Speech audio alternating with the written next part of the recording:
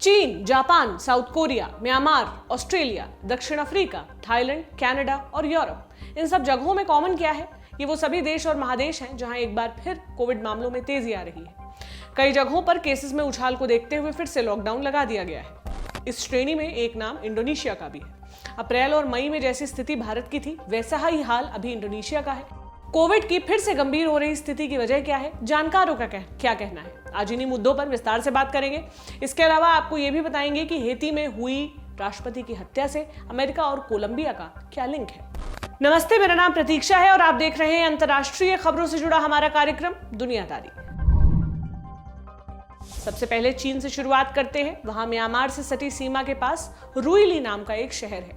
यह शहर चीन के युन्नान प्रांत में पड़ता है। 2 दिन पहले यानी 7 जुलाई को प्रशासन ने रुइली में लॉकडाउन लगा दिया। इस शहर की सीमाएं सील कर दी गई। लोगों से घर पर रहने को कहा गया। यह भी निर्देश दिया गया कि बुखार, खांसी जैसे लक्षण हो तो तत्काल प्रशासन को इत्तला करें। इसके अलावा स्कूल और बाकी दफ्तर भी बंद कर दिए गए। इन ताजा सख्तियों की वजह है डेल्टा वेरिएंट। रुइली शहर में बीते दिनों एकाएक कोविड मामलों में जंप आया। इसके बाद प्रशासन ने बड़े स्तर पर जांच करवानी शुरू की। इसमें दर्जनों लोग कोरोना पॉजिटिव पाए गए। इन पॉजिटिव मरीजों से लिए गए सैंपल्स की जीनोम सीक्वेंसिंग हुई है। इनमें से कुछ सैंपल्स डेल्टा वेरिएंट से काफी मिलते जुलते हैं। हेल्थ एक्सपर्ट्स के मुताबिक डेल्टा वेरिएंट कोरोना के ज्ञात स्ट्रेन्स में सबसे ज्यादा संक्रामक है। इस वेरिएंट में संक्रमित इंसान की श्वास नली ज्यादा आसानी से प्रभावित होती है। संक्रमित इंसान सांस लेने या खांसते छींकते समय ज्यादा संख्या में वायरस बाहर छोड़ता है, इसलिए दूसरा इंसान बेहद कम समय के लिए संपर्क में आकर भी संक्रमित हो सकता है। यही वजह है कि डेल्टा वेरिएंट की गिनती में कम दिख रहे मामले भी देखते ही देखते एक बड़ी आबादी को बीमार बना सकते हैं। ऐसा ना हो, इसलिए चाइनीज प्रशासन ने रुइली में लॉकडाउन लगाया है। चीन के मुताबिक रुइली में फैल रहा डेल्टा वेरिएंट म्यांमार से आया है। उसके अनुसार सीमा पार म्यांमार से अवैध एंट्री कर रहे लोगों के मार्फत ये वेरिएंट उनके यहाँ घुसा है। इसे देखते हुए रुइली में कम्युनिस्ट पार्टी के चीफ झाई युलोग ने सीमा पर चौकसी बढ़ाने का ऐलान किया। उन्होंने ये भी कहा कि अवैध एंट्री करने वालों और इसमें उनकी मदद करने वालों पर सख्त कार्रवाई की जाएगी। चूंकि यहाँ म्यांमार का जिक्र आया है, इसलिए हम आपको वहां का कोरोना अपडेट भी बता देते हैं। आप जानते हैं कि 1 फरवरी 2021 को म्यांमार में तख्तापलट हुआ था। इस तख्तापलट के 3 दिन पहले वहां सिविलियन सरकार की मुखिया आंग सान सूची ने कोरोना वैक्सीन की पहली डोज लगवाई थी। सूची के इस वैक्सीनेशन को स्टेट मीडिया ने खूब जोर शोर से दिखाया। इस विस्तृत कवरेज का मकसद था देश में कोरोना के खिलाफ चल रहे राष्ट्रीय अभियान को बल देना, लोगों को वैक्सीन लगवाने के लिए प्रेरित करना। मगर तख्तापलट के बाद वहां स्थितियां बदल गईं। जनता ने तख्तापलट के खिलाफ बड़े स्तर पर प्रदर्शन किए। राष्ट्रव्यापी हड़ताल हो गई। विरोध को कुचलने के लिए मिलिट्री ने जमकर हिंसा की। इन सब के बीच कोरोना से जुड़ी चिंताएं बहुत दूर छूट गई। म्यांमार अब इसी का खामियाजा भुगत रहा है। फरवरी 2021 से जून 2021 के पहले हफ्ते तक वहां कोरोना के नए केसेस का ग्राफ कमोबेश स्थिर रहा। जून 2021 के दूसरे हफ्ते में कोरोना के नए मामलों में तेजी आनी शुरू हुई। तब से ही संख्याएं लगातार बढ़ती जा रही हैं। इसके मद्देनजर 1 जुलाई 2021 आते आते देश के 20 से ज्यादा शहरों में स्टे एट होम का आदेश जारी कर दिया गया। स्टे एट होम मतलब यहाँ रहने वाले लोग केवल बेहद आपातकालीन स्थितियों में ही घर से निकलेंगे। म्यांमार का दूसरा सबसे बड़ा शहर है मंडाले। वहां सभी 7 टाउनशिप्स में स्टे एट होम का आदेश लागू है। यहाँ सभी अस्पताल जून के आखिरी हफ्ते में ही अपनी क्षमता से ज्यादा भर गए थे। बीते दिन यानी 9 जुलाई को देश की वित्तीय राजधानी यांगोन में भी स्टे एट होम का आदेश जारी हो गया। मई की शुरुआत में यहाँ रोजाना 50 से भी कम नए केस आ रहे थे। वहीं 8 जुलाई को यहाँ 4000 से ज्यादा नए केस दर्ज किए गए। चूंकि यहाँ टेस्टिंग काफी कम हो रही है, ऐसे में अंदेशा है कि असली संख्याएं कहीं ज्यादा हो सकती हैं। म्यांमार का स्वास्थ्य ढांचा कोरोना में आ रही इस तेजी को संभालने के लिए तैयार नहीं दिखता। इसकी एक बड़ी वजह यह है कि तख्तापलट के बाद से ही म्यांमार में बड़े स्तर पर असहयोग आंदोलन चल रहा है। इसके तहत सैन्य सत्ता का विरोध करते हुए लाखों प्रोफेशनल्स महीनों से हड़ताल कर रहे हैं। इस मूवमेंट में हजारों डॉक्टर भी शामिल हैं। इसके चलते अस्पतालों में डॉक्टरों और स्वास्थ्य कर्मियों की भारी किल्लत हो गई है। इसके अलावा एक बड़ी चिंता टीकाकरण से भी जुड़ी है। म्यांमार की सैन्य सत्ता टीकाकरण से जुड़े डेटा में पारदर्शिता नहीं बरत रही। वैक्सीनेशन कैंपेन से जुड़े ब्यौरे साझा न करने के चलते विश्व स्वास्थ्य संगठन ने मार्च में म्यांमार को भेजी जाने वाली करीब 55 लाख वैक्सीन की शिपमेंट रोक दी थी। तख्तापलट से पहले सूची सरकार ने भारत से करीब 35 लाख वैक्सीन डोज ली थी, मगर तख्तापलट के बाद सत्ता में आई सेना ने इसके इस्तेमाल में मनमानी की। आरोप है कि बुजुर्गों और ज्यादा वल्नरेबल ग्रुप्स को वैक्सीन लगाने के बजाय सैनिकों को वैक्सीनेट करने पर जोर दिया गया। इसके विरोध में कई जगह डॉक्टरों ने भी वैक्सीन लगवाने से इनकार कर दिया। इसका असर यह हुआ कि दुनिया के ज्यादातर देशों में जहां स्वास्थ्यकर्मी वैक्सीनेटेड हैं, वहीं म्यांमार में हेल्थ प्रोफेशनल्स की एक बड़ी संख्या अब भी वैक्सीन से प्रोटेक्टेड नहीं है। अब चलते हैं जापान पर। यहाँ 8 जुलाई को राजधानी टोक्यो में इमरजेंसी का ऐलान किया गया। ये इमरजेंसी 12 जुलाई से 22 अगस्त तक लागू रहेगी। महामारी की शुरुआत से अब तक ये चौथी बार है जब टोक्यो में इमरजेंसी लगाई गई हो। इस ताजा इमरजेंसी एपिसोड की वजह है कोरोना की तेजी से बढ़ रहे मामले। चिंताजनक ये है कि इन नए मामलों में 30% से अधिक संख्या डेल्टा वेरिएंट की है। इस वेरिएंट में संक्रमण के विस्तार की आशंका ज्यादा है। जापान के प्रधानमंत्री हैं योशिहिदे सुगा। 8 जुलाई को इमरजेंसी का ऐलान करते हुए उन्होंने कहा, जून 2021 के आखिर से ही टोक्यो समेत कई इलाकों में कोरोना संक्रमित मामलों की संख्या तेजी से बढ़ रही है। अभी हमारे यहाँ अति गंभीर मामलों की संख्या कम है, अस्पतालों में भर्ती के आंकड़े अभी कम है, लेकिन नए कोरोना वेरिएंट्स काफी संक्रामक है। इनका असर और भी ज्यादा घातक है। ये बातें ध्यान में रखते हुए ही हम टोक्यो में इमरजेंसी लगा रहे हैं ताकि संक्रमण को देश के बाकी हिस्सों में फैलने से रोका जा सके। टोक्यो में लगाई गई इस इमरजेंसी का सीधा असर ओलंपिक्स पर होगा। टोक्यो इस ओलंपिक का मेजबान है। 23 जुलाई 2021 से यहाँ ओलंपिक का आयोजन होना है। इमरजेंसी के चलते दर्शक खेल देखने स्टेडियम में नहीं जा सकेंगे। जापान में ओलंपिक कमेटी के अध्यक्ष हैं सेइको हाशिमोतो। 8 जुलाई को उनका भी बयान आया। उन्होंने कहा, महामारी के चलते हमारे पास कोई चारा नहीं है, खेल होंगे मगर सीमित स्तर पर। तो क्या इस बार पूरे ओलंपिक्स में हर जगह स्टेडियम्स खाली रहेंगे? जवाब है नहीं। टोक्यो ओलंपिक खेलों में कुल 42 वेन्यू है। इनमें से 25 टोक्यो शहर में हैं, बाकी 17 वेन्यू अगल बगल के 7 इलाकों में हैं। इन 7 में से जो 3 इलाके टोक्यो के ज्यादा नजदीक है वहां भी बिना दर्शकों के खेल का आयोजन होगा। बाकी के 4 इलाकों में जितने वेन्यू हैं वहां दर्शकों को जाने की इजाजत होगी, मगर स्टेडियम की फुल क्षमता से आधी संख्या में। यानी टोक्यो ओलंपिक में कुछ एक खेल ऐसे होंगे जिन्हें दर्शक सशरीर उपस्थित होकर देख सकते हैं, मगर होस्ट सिटी टोक्यो में ऐसा बिल्कुल नहीं हो सकेगा। इंटरनेशनल ओलंपिक कमेटी के मुताबिक ये बहुत अभूतपूर्व स्थिति है कि मेजबान शहर के ही स्टेडियम्स में दर्शक ना जा सके। आईओसी की बात सही है, ये सच में अभूतपूर्व स्थिति है, मगर कोरोना महामारी भी तो अभूतपूर्व ही है। संक्रमण को बेकाबू होने से बचाने के लिए समझौते तो हमें करने ही होंगे। जापान के बाद अब चलते हैं थाईलैंड। यहाँ प्रधानमंत्री हैं प्रयुत चान ओचा। पिछले महीने उन्होंने 120 दिन का लक्ष्य तय किया था। योजना थी कि 120 दिन के भीतर थाईलैंड को इस हाल में ले आया जाए कि वहां कोरोना से जुड़े सभी प्रतिबंध खत्म कर दिए जाए, जीवन और कारोबार वापस सामान्य हो जाए, वैक्सीनेटेड पर्यटक फिर से थाईलैंड आ सके। मगर अब ये योजना पिछड़ती दिख रही है। इसकी वजह है कोविड केसेस में हो रही हालिया बढ़ोतरी। जून के दूसरे हफ्ते में यहां कोरोना के नए मामलों की संख्या घटकर औसतन 2 से 2.5 हजार के बीच पहुंच गई थी, लेकिन उसके बाद से ही इजाफा होने लगा। जंप करते करते अब 8 से 9 हजार केसेस डेली आ रहे हैं। 9 जुलाई को यहां 9.25 हजार नए केस दर्ज किए गए थे, साथ ही 72 लोगों की मौत भी हुई। इन नए मामलों में बड़ी संख्या डेल्टा वेरिएंट की है। अनुमान है कि अगस्त की शुरुआत तक डेल्टा वेरिएंट यहां सबसे डोमिनेटिंग स्ट्रेन बन जाएगा। अभी संक्रमण के ज्यादातर मामले राजधानी बैंकॉक से जुड़े हैं, मगर अगले कुछ हफ्तों में डेल्टा स्ट्रेन के और भी कई प्रांतों तक फैल जाने की आशंका है। थाईलैंड में मेडिकल सुविधाएं पहले ही कैपेसिटी के पार जा चुकी हैं। ऐसे में डेल्टा के और प्रसार के बाद हालात बेकाबू होने की आशंका है। इसे देखते हुए थाईलैंड सरकार कई अस्थायी अस्पताल बनवा रही है। इनमें राजधानी बैंकॉक स्थित एक इंटरनेशनल एयरपोर्ट भी शामिल है। बैंकॉक में 2 अंतर्राष्ट्रीय हवाई अड्डे हैं। इनमें से एक है सुवर्ण भूमि एयरपोर्ट। 6 जुलाई को सरकार ने इससे जुड़ा एक आदेश निकाला। इसमें एयरपोर्ट अथॉरिटीज से कहा गया कि वो सुवर्ण भूमि एयरपोर्ट में बने एक नए टर्मिनल को अस्पताल में तब्दील करें। इस फील्ड हॉस्पिटल में कम से कम 5000 बेड्स होंगे। इनमें आईसीयू यूनिट्स देने की भी सुविधा होगी। दक्षिण अफ्रीका की भी स्थिति खराब है। वहां भी जून के आखिर से कोरोना की रफ्तार लगातार बढ़ रही है। 28 जून को यहां नए केसेस की संख्या करीब 12,000 थी। 8 जुलाई को यह बढ़कर 23,000 हो गई। यहां पॉजिटिविटी रेट में भी 30% से ज्यादा का उछाल आया है। संक्रमण की इस बढ़ रही रफ्तार के पीछे डेल्टा वेरिएंट को जिम्मेदार बताया जा रहा है। दक्षिण अफ्रीका के राष्ट्रपति हैं सिरिल रामाफोसा। पिछले हफ्ते उन्होंने देश में हर तरह के जुटान पर रोक लगा दी। इंडोर और आउटडोर कभी भी लोग जुटान नहीं लगा सकेंगे।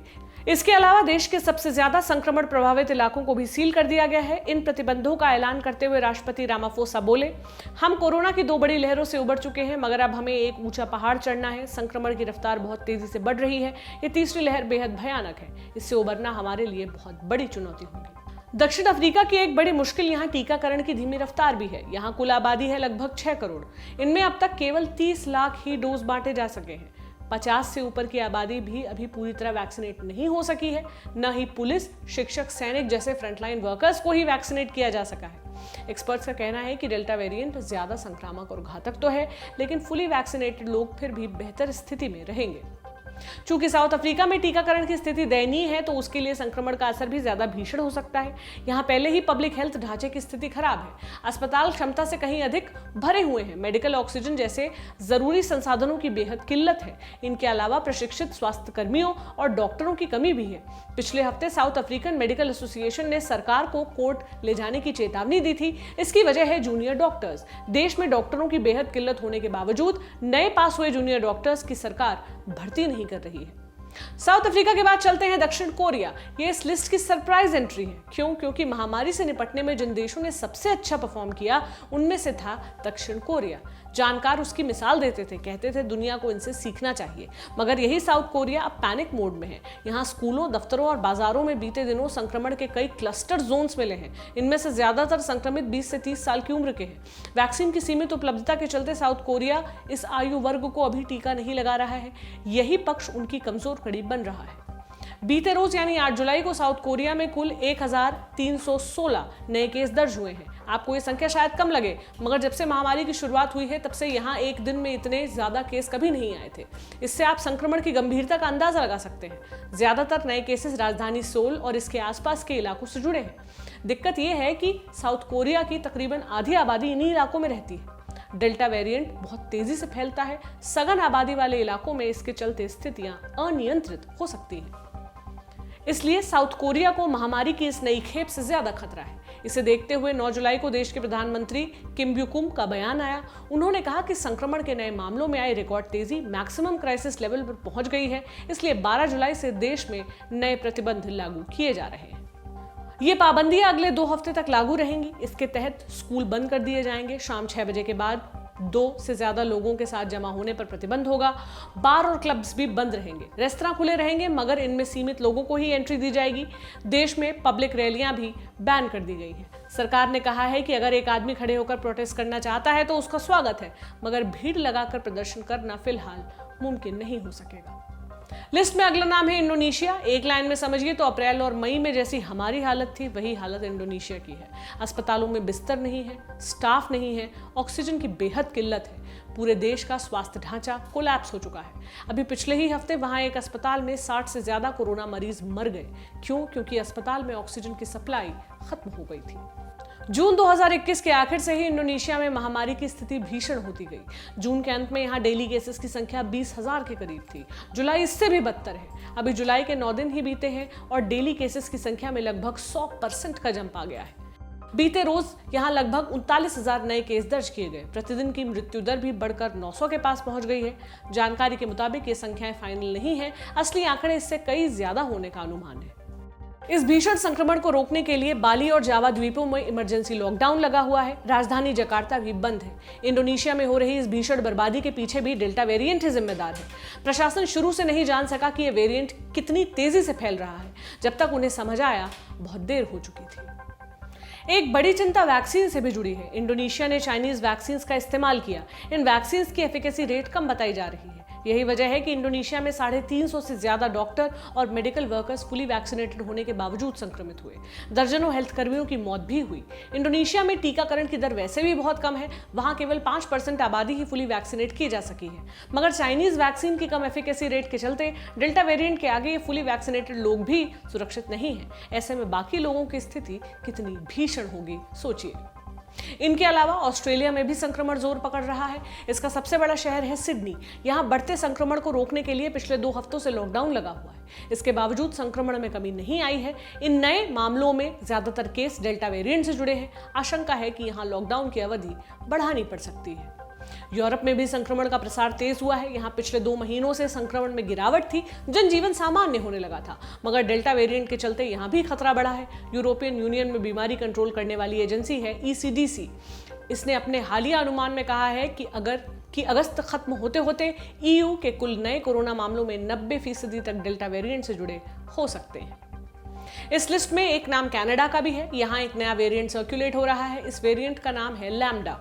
इस वेरिएंट के शुरुआती सैंपल्स अगस्त 2020 में पेरू के भीतर मिले थे, मगर अभी जून 2021 में आकर WHO ने इससे वेरिएंट ऑफ इंटरेस्ट का दर्जा दिया। 15 जून को WHO द्वारा जारी बयान में कहा गया, कई देशों के भीतर कम्युनिटी ट्रांसमिशन में आई तेजी की वजह लैम्डा वेरिएंट है। WHO के मुताबिक ये वेरिएंट 1 दर्जन से ज्यादा देशों में रिपोर्ट हुआ है। इससे सबसे अधिक प्रभावित है दक्षिण अमेरिका। इस वेरिएंट के चलते पेरू, इक्वाडोर, अर्जेंटीना और चिले में संक्रमण तेजी से बढ़ रहा है। क्या लैम्डा से सतर्क रहने की जरूरत है? जवाब है हाँ। WHO के मुताबिक इस वेरिएंट में कई म्यूटेशंस शामिल हैं। इसकी वजह से ये ज्यादा संक्रामक हो सकता है। ये था हमारा बड़ी खबर सेगमेंट। अब बारी सुर्खियों की। ये सुर्खी हेती से है। हमने बताया था कि वहां 6 और 7 जुलाई की दरमियानी रात राष्ट्रपति जोवेनेल मोइस की हत्या कर दी गई थी। इस मामले में 8 जुलाई को वहां कई सारी घटनाएं हुई। पहली खबर आई कि राजधानी पोर्ट ऑ प्रिंस स्थित ताइवानी दूतावास से। ये दूतावास राष्ट्रपति मोइस के आवास के नजदीक है। 7 जुलाई को राष्ट्रपति की हत्या के मद्देनजर सुरक्षा कारणों से दूतावास बंद था। 8 जुलाई की सुबह दूतावास सिक्योरिटी ने एम्बेसी की इमारत में छुपकर बैठे कुछ हथियारबंद संदिग्धों की मौजूदगी नोटिस की।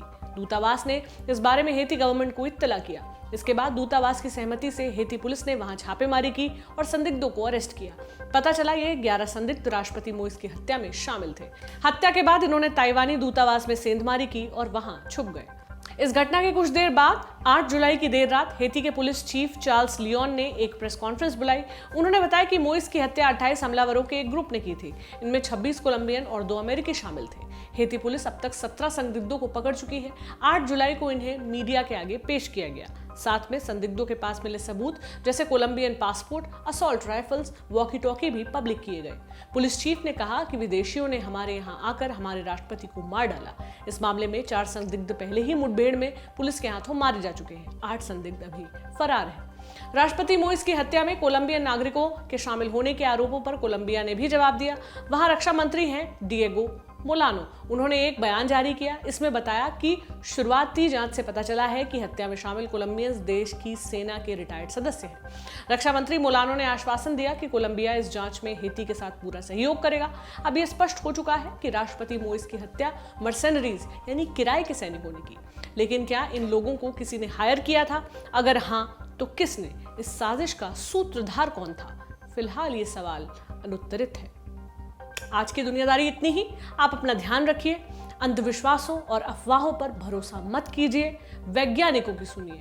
कोरोना महामारी और लगातार सामने आ रहे नए नए वेरिएंट्स को हराने के लिए वैक्सीनेशन बेहद जरूरी है। इसलिए वैक्सीन लगवाने में किसी भी तरह की हिचक मत रखिए। अपना ख्याल रखिए। शुक्रिया। शुभ रात्रि। मिलते हैं सोमवार को।